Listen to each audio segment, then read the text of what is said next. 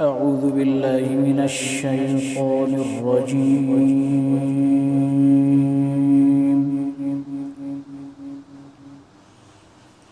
بسم الله الرحمن الرحيم.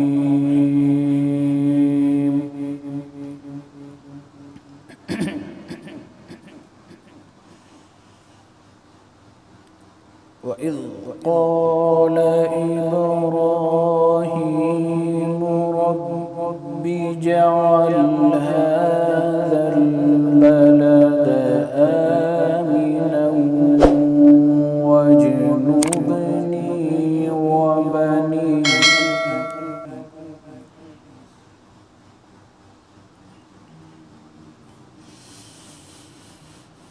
رب اجعل هذا البلد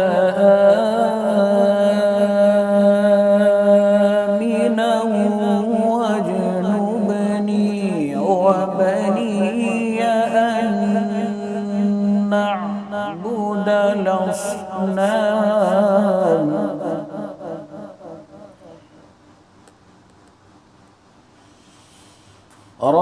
رب إنهن أضللن كثيرا من الناس فمن تبعني فإنه مني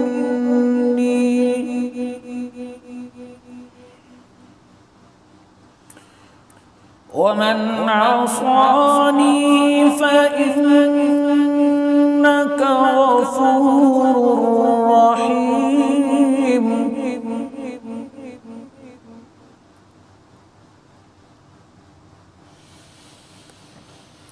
ربنا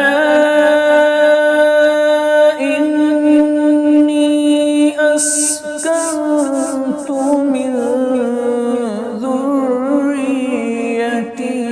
بواد غير ذي زرع عند بيتك المحرم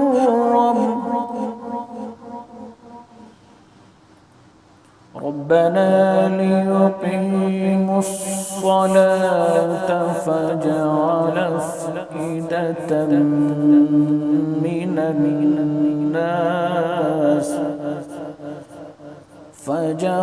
أفئدة من الناس تهوي إليهم وارزقهم من الثمرات لعلهم يشكرون.